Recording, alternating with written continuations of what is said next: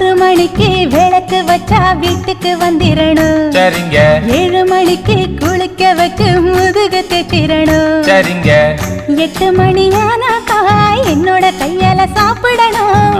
திண்ணையில உக்காந்து வெத்தலை மடிச்சு போட்டுக்கணும்.